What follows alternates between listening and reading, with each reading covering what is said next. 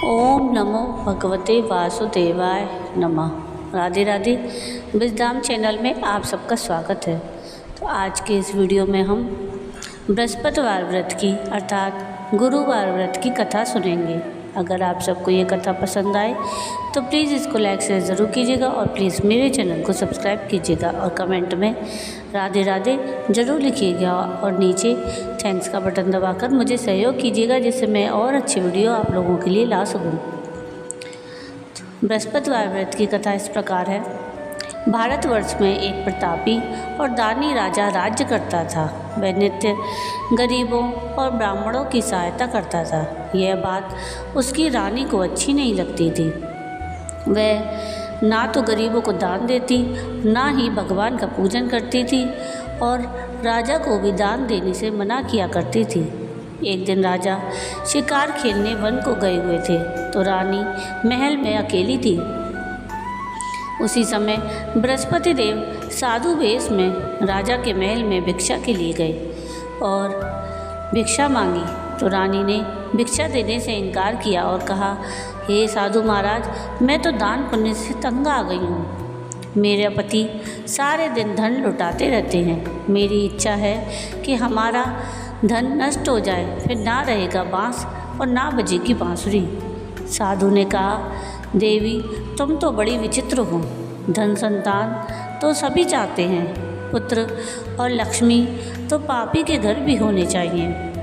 यदि तुम्हारे पास अधिक है तो भूखों को भोजन दो, प्यासों के लिए प्याऊ बनवाओ, मुसाफिरों के लिए धर्मशालाएं खुलवाओ। जो निर्धन अपनी कुंवारी कन्याओं का विवाह नहीं कर सकते उनका विवाह करा दो। ऐसे और कई काम हैं जिनके करने से तुम्हारा यश लोक परलोक में फैलेगा। परंतु रानी पर उपदेश का कोई प्रभाव ना पड़ा। वह बोली, महाराज, आप मुझे कुछ न समझाएं। मैं ऐसा धन नहीं चाहती जो हर जगह बांटती फिरूं। साधु ने उत्तर दिया, यदि तुम्हारी ऐसी इच्छा है तो तथास्तु। तुम ऐसा करना कि बृहस्पतिवार को घर को लीपकर पीली मिट्टी से अपना सिर धोकर स्नान करना, भट्टी चढ़ाकर कपड़े धोना। ऐसा करने से तुम्हारा सारा धन नष्ट हो जाएगा। इतना कहकर वह साधु महाराज वहाँ से आलोप हो गए। साधु के कहे अनुसार उनकी कही बातों को पूरे करते हुए रानी को केवल 3 बृहस्पतिवार ही बीते कि उसकी समस्त धन संपत्ति नष्ट हो गई। भोजन के लिए राजा का परिवार तरसने लगा। तब एक दिन राजा ने रानी से बोला कि हे रानी, तुम यहीं रहो, मैं दूसरे देश को जाता हूँ, क्योंकि यहाँ पर सभी लोग मुझे जानते हैं, इसलिए मैं कोई छोटा कार्य नहीं कर सकता। ऐसा कहकर राजा परदेश चला गया।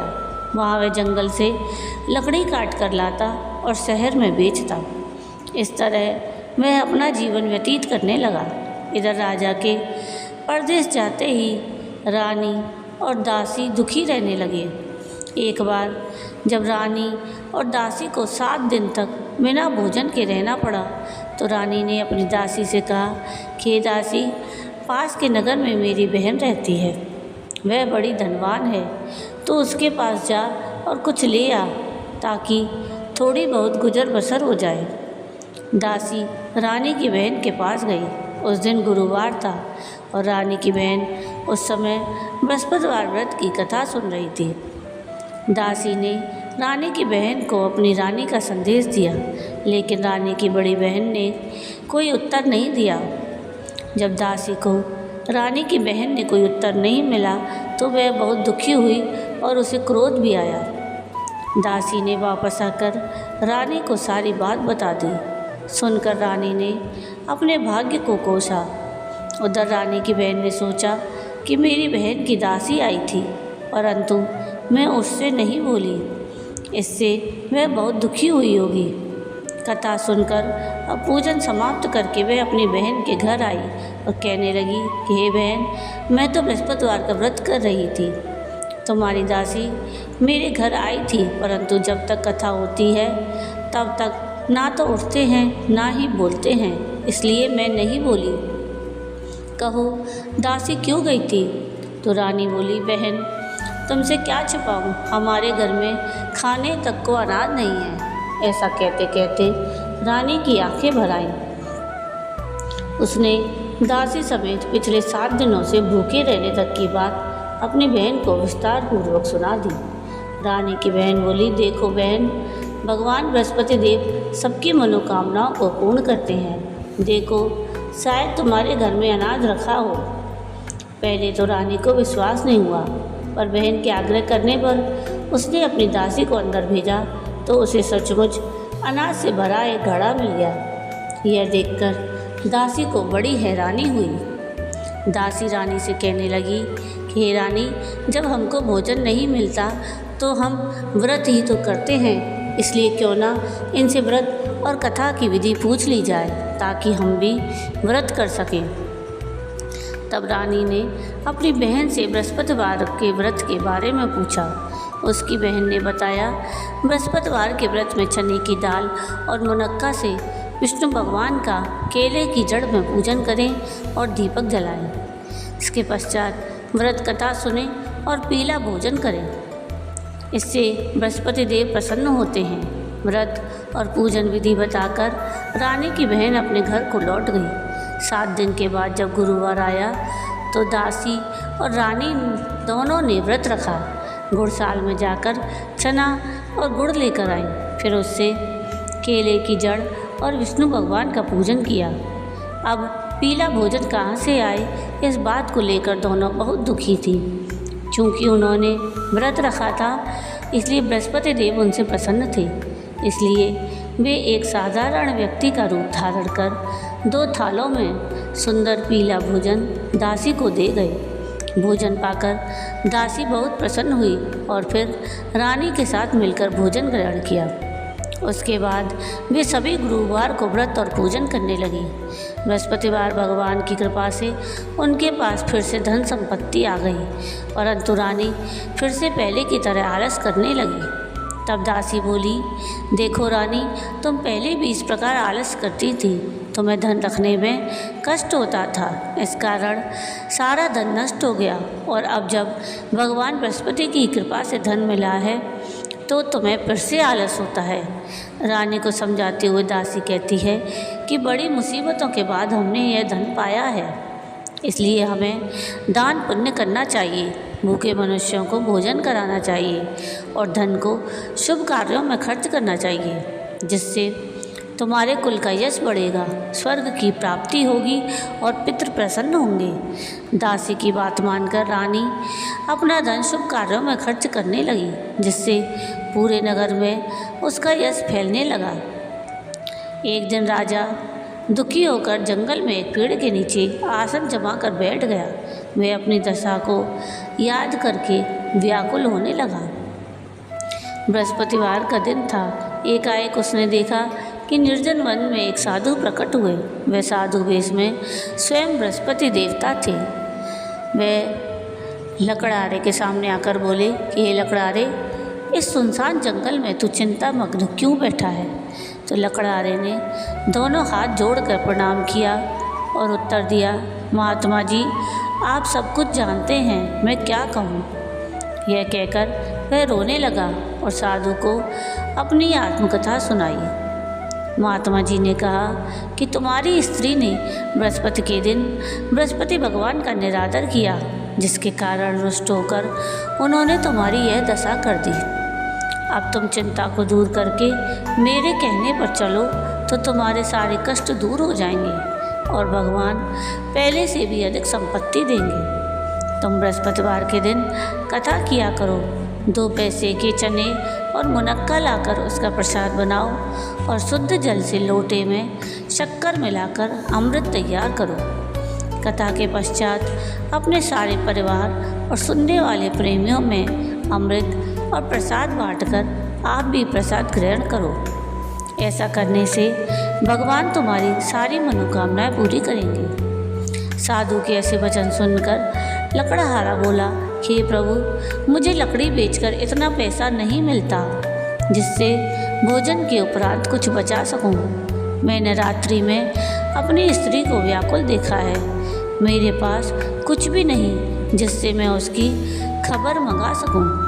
साधु ने कहा, हे लकड़हारे, तुम किसी बात की चिंता मत करो। बृहस्पति के दिन तुम रोजाना की तरह लकड़ियाँ लेकर शहर को जाओ। तुमको रोज से दुगना धन प्राप्त होगा, जिससे तुम भली भांति भोजन कर लोगे और बृहस्पति देव की पूजा का सामान भी आ जाएगा। इतना कहकर साधु अंतर्ध्यान हो गए। धीरे धीरे समय व्यतीत होने पर फिर वही बृहस्पतिवार का दिन आया। लकड़हारा जंगल से लकड़ी काटकर किसी शहर में बेचने गया। उसे उस दिन और दिन से अधिक पैसा मिला। राजा ने गुड़, चना आदि लाकर गुरुवार का व्रत किया।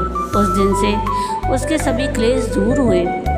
परंतु जब दोबारा गुरुवार का दिन आया तो वह बृहस्पतिवार का व्रत करना भूल गया।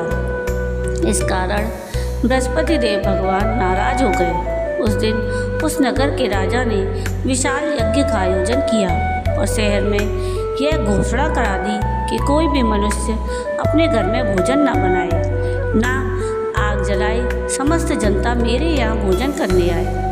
इस आज्ञा को जो नहीं मानेगा उसे फांसी दी जाएगी। इस तरह की संपूर्ण घोषणा पूरे नगर में करवा दी गई। राजा की आज्ञा के अनुसार शहर के सभी लोग भोजन करने गए, लेकिन लकड़हारा कुछ देर से पहुंचा, इसलिए राजा उसको अपने साथ घर ले वाले गए और घर ले जाकर भोजन करा रहे थे तो रानी की दृष्टि उस खूंटी पर पड़ी जिस पर उसका हार लटका हुआ था। वह हार वहाँ पर दिखाई नहीं दिया तो रानी ने निश्चय किया कि मेरा हार जरूर इस मनुष्य ने चुरा लिया है। उसी समय सिपाहियों को बुलवाकर उसको कारागार में डलवा दिया। जब लकड़हारा कारागार में पड़ गया और बहुत दुखी होकर विचार करने लगा कि ना जाने कौन से पूर्व जन्म के कर्म से मुझे यह दुख प्राप्त हुआ है, और उसी साधु को याद करने लगा जो कि जंगल में मिला था।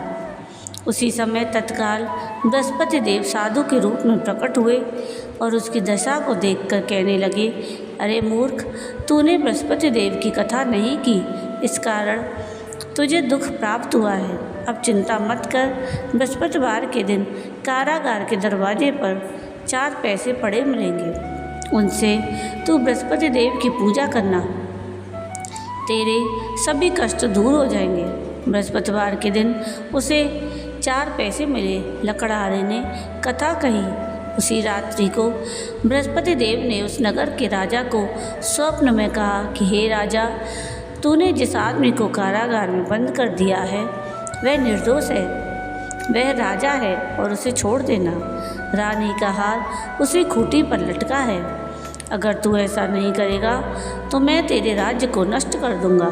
इस तरह रात्रि के स्वप्न को देखकर राजा प्रातःकाल उठा और खूंटी पर हार देखकर लकड़हारे को बुलाकर क्षमा मांगी और लकड़हारे को योग्य सुंदर वस्त्र आभूषण देकर विदा कर दिया।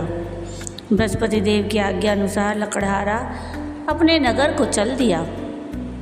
राजा जब अपने नगर के निकट पहुंचा तो उसे बड़ा आश्चर्य हुआ। नगर में पहले से अधिक बाग, तालाब, कुएं और बहुत सी धर्मशालाएं, मंदिर आदि बन गए हैं। राजा ने पूछा कि यह किसका बाग व धर्मशाला है। तब नगर के सब लोग कहने लगे, यह सब रानी और बांदी के हैं। तो राजा को आश्चर्य हुआ और गुस्सा भी आया। जब रानी ने यह खबर सुनी कि राजा आ रहे हैं तो उसने बांदी से कहा कि हे दासी, देख, राजा हमको कितनी बुरी हालत में छोड़कर गए थे। हमारी ऐसी हालत देखकर वह लौट न जाएं, इसलिए तू दरवाजे पर खड़ी हो जा। आज्ञा अनुसार दासी दरवाजे पर खड़ी हो गई। राजा आए तो उन्हें अपने साथ लेवा लाई। तब राजा ने क्रोध करके अपनी रानी से पूछा कि यह धन तुम्हें कैसे प्राप्त हुआ। तब उन्होंने कहा कि हमें यह सारा धन बृहस्पति देव के व्रत के प्रभाव से प्राप्त हुआ है। राजा ने निश्चय किया कि 7 रोज बाद सभी बृहस्पति देव का पूजन करते हैं, परंतु मैं प्रतिदिन दिन में 3 बार कहानी और रोज व्रत किया करूँगा। अब हर समय राजा के दुपट्टे में चने की दाल बंधी रहती और दिन में 3 बार कहानी कहता। एक रोज़ राजा ने विचार किया कि चलो अपनी बहन के यहाँ होकर आएं। इस तरह निश्चय कर राजा घोड़े पर सवार हो अपनी बहन के यहाँ चलने लगा। मार्ग में उसने देखा कि कुछ आदमी एक मुर्दे को लिए जा रहे हैं। उन्हें रोककर राजा कहने लगा, अरे भाइयों, मेरी बृहस्पतिवार की कथा सुन लो। तो वे बोले, लो, हमारा तो आदमी मर गया है, इसको अपनी कथा की पड़ी है। परंतु कुछ आदमी बोले, अच्छा कहो, हम तुम्हारी कथा भी सुनेंगे। राजा ने दाल निकाली और जब कथा आधी हुई कि मुर्दा हिलने लगा, और जब कथा समाप्त हुई तो राम राम करके मनुष्य उठकर खड़ा हो गया। आगे मार्ग में उसे एक किसान खेत में हल चलाता मिला। राजा ने उसे देखा और उससे बोला, अरे भाई, तुम मेरी बृहस्पतिवार की कथा सुन लो। किसान बोला, जब तक मैं तेरी कथा सुनूंगा तब तक 4 हरैया जोत लूँगा। जा, अपनी कथा किसी और को सुनाना। इस तरह राजा आगे चलने लगा। राजा के हटते ही बैल पछाड़ खाकर गिर गए और किसान के पेट में बड़ी जोर का दर्द होने लगा। उस समय उसकी माँ रोटी लेकर आई। उसने जब यह देखा तो अपने पुत्र से सब हाल पूछा और बेटे ने सारी बात बता दी। तो बुढ़िया दौड़ी दौड़ी उस घुड़सवार राजा के पास गई और उससे बोली कि मैं तेरी कथा सुनूंगी, तू अपनी कथा मेरे खेत पर चलकर ही कहना। राजा ने बुढ़िया के खेत पर जाकर कथा कही, जिसके सुनते ही वह बैल उठ खड़े हुए और किसान के पेट का दर्द भी बंद हो गया। अब राजा अपनी बहन के घर पहुंचा। बहन ने भाई की खूब मेहमानी की। दूसरे रोज़ प्रातःकाल राजा जगा तो देखने लगा कि सब लोग भोजन कर रहे हैं। राजा ने अपनी बहन से कहा कि ऐसा कोई मनुष्य है जिसने भोजन नहीं किया हो, जो मेरी बृहस्पतिवार की कथा सुन ले। तो बहन बोली, हे भाई, यह देश ऐसा ही है, यहाँ लोग पहले भोजन करते हैं, बाद में अन्य काम करते हैं। अगर कोई पड़ोस में हो तो देख आती हूँ। वह ऐसा कहकर देखने चली गई, परंतु उसे कोई व्यक्ति नहीं मिला जिसने भोजन ना किया हो। अतः वह एक कुमार के घर गई जिसका लड़का बीमार था। उसे मालूम हुआ कि उसके यहाँ 3 दिन से किसी ने भोजन नहीं किया। रानी ने अपने भाई की कथा सुनने के लिए कुमार से कहा तो वह तैयार हो गया। राजा ने बृहस्पतिवार की कथा कही, जिसको सुनकर उस कुमार का लड़का ठीक हो गया। अब तो राजा की बड़ी प्रशंसा होने लगी। एक रोज़ राजा ने अपनी बहन से कहा कि बहन, अब हम अपने घर जाएंगे, तुम भी तैयार हो जाओ। राजा की बहन ने अपनी सास से कहा तो सास ने कहा, चली जा, परंतु अपने लड़कों को मत ले जाना, क्योंकि तेरे भाई की कोई औलाद नहीं है। बहन ने अपने भाई से कहा कि भैया, मैं तो चलूँगी, पर कोई बालक नहीं जाएगा। राजा बोला कि जब कोई बालक नहीं चलेगा तब तुम ही क्या करोगी। बड़े दुखी मन से राजा अपने नगर को लौट आया। राजा ने अपनी रानी से कहा कि हम निर्वंशी हैं, हमारा मुंह देखने का धर्म नहीं है और कुछ भोजन आदि नहीं किया। रानी बोली, हे प्रभु, बृहस्पति देव ने हमें सब कुछ दिया, वह हमें औलाद अवश्य देंगे। उसी रात को बृहस्पति देव ने राजा से स्वप्न में कहा, हे राजा, उठ, सभी सोच त्याग दे, तेरी रानी गर्भ से है। राजा यह बात सुनकर बड़ा खुश हुआ। 9वें महीने में रानी के गर्भ से एक सुंदर पुत्र पैदा हुआ। तब राजा बोला कि हे रानी, स्त्री बिना भोजन के रह सकती है, पर बिना कहे नहीं रह सकती। जब मेरी बहन आए तो मुझसे कुछ मत कहना। रानी ने सुनकर हाँ कर दी। जब राजा की बहन ने यह सब समाचार सुना तो वह बड़ी खुश हुई और बधाई लेकर अपने भाई के घर आई। तब रानी ने कहा, घोड़ा चढ़कर तो नहीं आई, गधा चढ़ी आई। राजा की बहन बोली, भाभी, मैं इस प्रकार ना कहती तो तुम्हें औलाद कैसे मिलती। बृहस्पति देव ऐसे ही हैं, जैसी जिसके मन में कामना है सबको पूर्ण करते हैं। जो सद्भावनापूर्वक बृहस्पतिवार का व्रत करता है, वह कथा पढ़ता है अथवा सुनता है, दूसरों को सुनाता है, बृहस्पति देव उसकी सभी मनोकामनाएं पूर्ण करते हैं। जय बृहस्पति देव की। तो ये थी कथा बृहस्पतिवार व्रत की। आपको ये कथा कैसी लगी मुझे कमेंट करके ज़रूर बताइएगा, और अगर आपको ये कथा पसंद आई हो तो प्लीज़ इसको लाइक शेयर ज़रूर कीजिएगा और प्लीज़ मेरे चैनल को सब्सक्राइब कीजिएगा और कमेंट में राधे राधे ज़रूर लिखिएगा और नीचे थैंक्स का बटन दबाकर मुझे सहयोग कीजिएगा।